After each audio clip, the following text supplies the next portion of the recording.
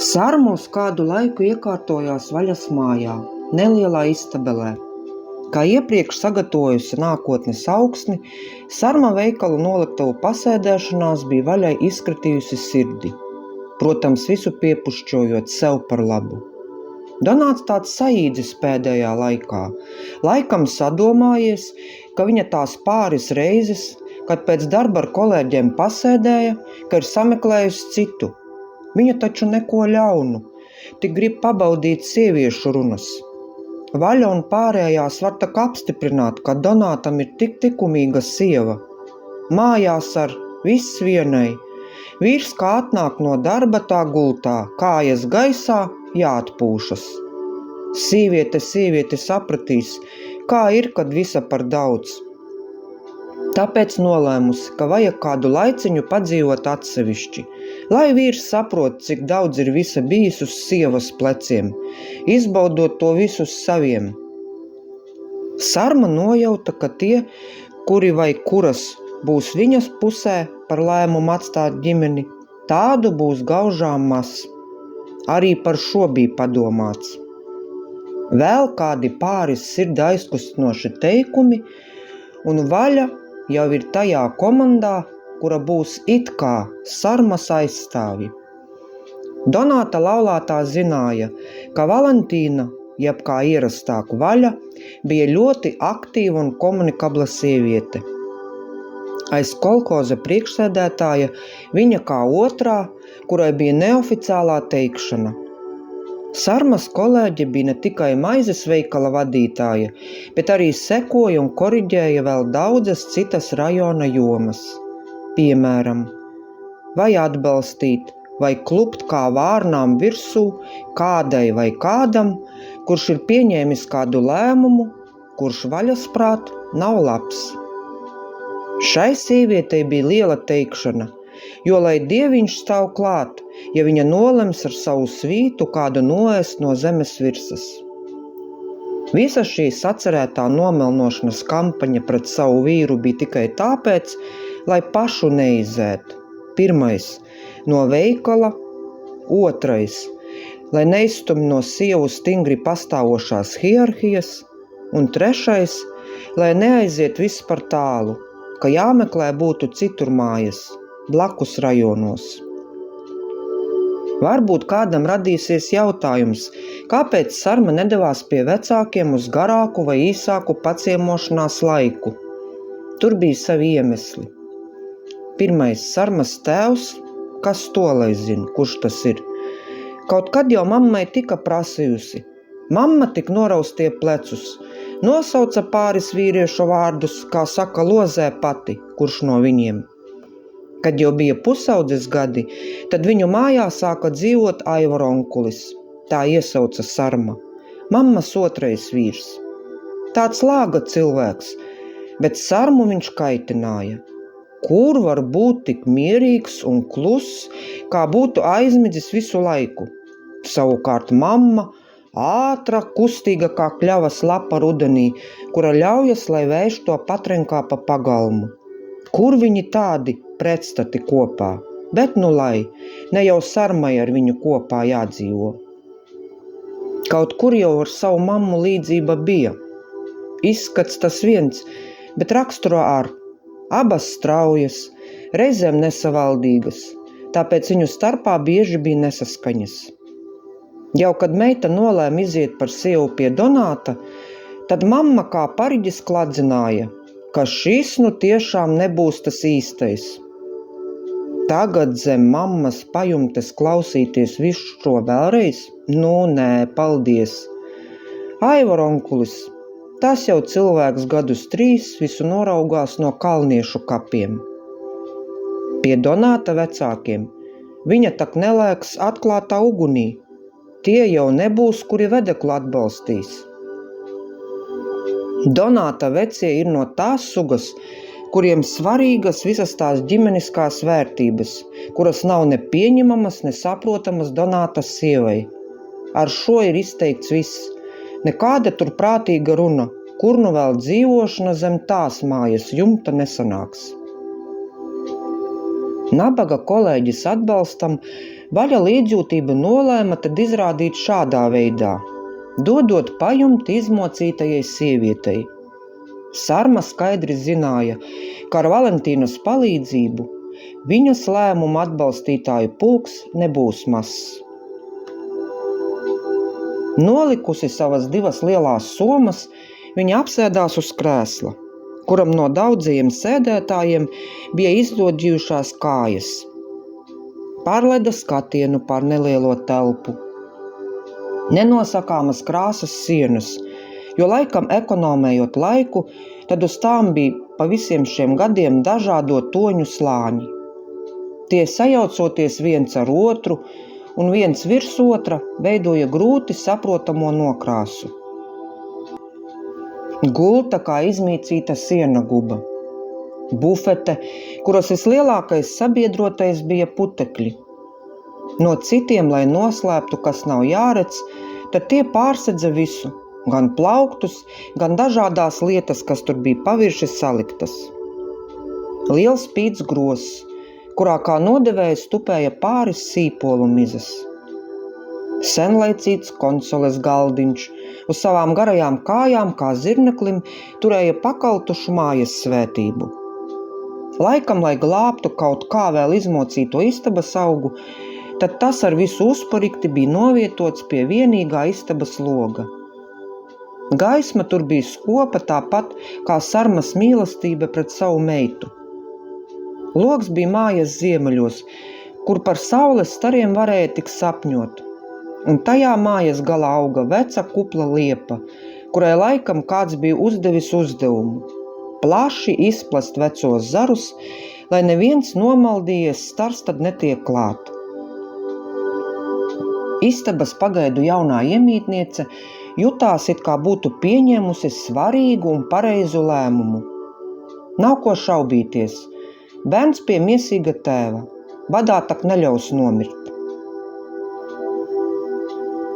Donāta māja bija sastingusi, neuzdrošinoties izvest kādu skaņu. Visi gaidīja, kāda būs saimnieka reakcija un lēmums pēc visas sievas pateiktā. Viņš dažas dienas staigāja kā sasaldēts. Visas dienas ritmu darīja automātiski. Modinātājs, ātrā tempā uz kūti, padzēra cigūriņu dzērienu kafijas vietā, jo tādu dievu dzērienu kā kafija tik augsti kungi dabūja nobaudīt. Tad jāpamodina un jāsaģērb meita, nākamais, kur rokas un prāts kā ieregulēts mehānisms darīja, iedarbināja traktoru un zani iečubināja sev blakus, kratījās uz rajona centru, precīzāk uz bērnu dārzu, kur arī raitā solī noģērba meitu un pats pēc tam uz saviem dienas darbiem. Vakarā riksī pēc meitas, tad nelīdzinājis lauku ceļš uz mājām un tur virtuves un kūts solis. Drīz jau nāca telīte slaucama. Donāts saprata, ka slaukšanu viņš nekādi nevarēs iespēt. Truši un vistas tie jā, paber rītā, vakarā barību un viss. Tāpēc to, ka telītei būs citas mājas, to Donāts izlēma ātri. To piena litru, ko zanei vajag, to var dabūt no fermas govīm. Strazdi kā negudri svilpoja piemājas kokos. Donāts it kā arī sāka atmosties no ziemā piedzīvotā sasaluma. Tas sāka kust. Skaudri. Bet jāsaņemas un jādzīvo tālāk. Ne jau kā cita, bet Zanītes dēļ. Citi bērni, vienu no pirmajiem vārdiem, ko saka, protams, mamma. Bet šīs mājas sienas, ko dzirdēja, bija tēta. Mazā meitenīte likās, ka savā necelajā mūžā jau saprata daudz ko. Nebija no raudulīgajām, bija iemācījusies rotaļāties savā nodabā, aizmigt arī uz nelīdzenākas un nērtākas virsmas, trokšņa ritmā ieskauta. Jo bieži, kad dārziņš nedēļas nogalēs nestrādāja, bet Donātam kā par spīti uzdeva apstrādāt tālos laukus, tad cita varianta nebija, kā mazo ņemt traktorā līdz. Kabīnē sev blakus, segas kā troni salicis, viņš meitu tur iekārtoja. Viņa pacietīgi kratījās visur tētim līdz kamēr aizmiga. Pēcpusdienas mirkļus gan atpūtinot traktoru, gan pats nogurušo muguru atgūlās turpat lauka malā, vērojot, kā taureņus ķersta Zane. Uz necelā auduma stāvēja kaut kas, ko abiem uzkost. Savreizi vārīta ola ar maizi, citu reizi kāds vārīts kartupelis ar sacepto gaļas šķēli. Tētis meitas acīs bija brīnumdaris, jo prasmīgi nodemonstrēja, ka kabatas viņam tukšas. Pāris reizes piesitot rokas pie tām, notika brīnums. Vienā no kabatām tomēr bija paslēpusies nobružātā papīriņā ledene bārbala. Laikam no ilgās kabatā sēdēšanas bija tāda kļuvusi.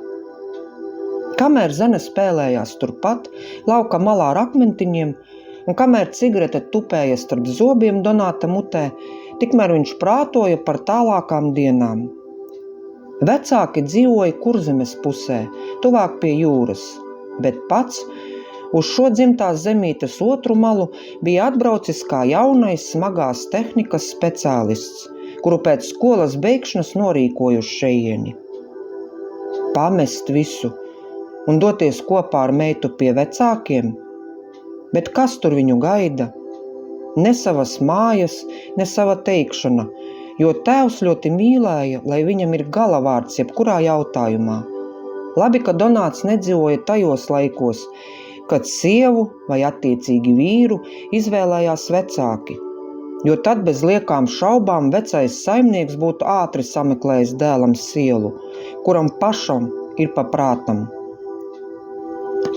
Ar mammu Donātam attiecības neitrālas. Viens par otru eksistenci zina un nemaisās otra lēmumos un dzīvē. Viena lieta, kas uztrauca Zanes tēti, ko un kā izgrozīsies, kad mazā atkal saslims. Priekšniecība kādu dienu atļaus palikt mājā ar meitu, bet ja vajadzēs ilgāku laiku, ko tad? Nav jau neviena, kam palūgt, izpalīdzēt. Pēdējā laikā likās, ka daudzas sievas uz viņu lūrkā caur pieri ar nosodošu skatienu. Tas parādījās tieši pēc tam, kad Sarma izlēma dzīvot pie vaļas. Varbūt ko sastāstījusi? Ai, neies tak meitiešiem ko pierādīt. Lai tak ņemas tur viņas kā dējējies pa vistu kūti. Nezinu, kāpēc Sarma bija nolēmusi, ka meita apmeklēs kā pēc grafika. 1 reizi mēnesī. Pasēdēja ar mazo, atvedot savu reizi kādu baltmaizes kukulīti ar rozīnēm, savu reizi laikam jau pa saviem kanāliem iebiezināta piena buņģu. Mazā raudzījās Sarmā, laikam jau tādi kā atmiņu uzplaikstījumi mazajā galviņā. It kā mamma, kura kaut katru sen viņu turēja klēpī un centās iemīļot. Bet tai pašā laikā šī sieviete, kā svešiniece, parādās tik reti. Donātam pēc sievas apmeklējumiem vairāk vajadzēja meitu paturēt klēpī un samīļot, jo Zanīte bija tāda raudulīga. Nē, tās raudas nebija kā pieprasījums pēc kaut kādas iegribētas lietas. Drīzāk tas bija kā nesaprotamas ilgas. Tētis jau saprata, kas tās par ilgām. Ar laiku viņš atrada prasmīgu veidu, kā tās skumjas aizgaiņāt. Pieklusinātā balsī viņš sāka stāstīt dažādas pasakas. Zane, tad pamazām to visu klausoties, nomierinājās. Arī pats Donāts, savā stāstījumā klausoties, sagrabināja sevī vēl kādu miera drupatu, jo Sarmas apmeklējumi tomēr lika notrīsēt arī viņa nervu šūnām. Kaut ko izskaidroties vai pierunāt sievu atgriezties, viņš pagaidām nevēlējās. Kā būs vēlāk, to laiks rādīs. Šo stāstu sacerēja un ierunāja Dace Veikša.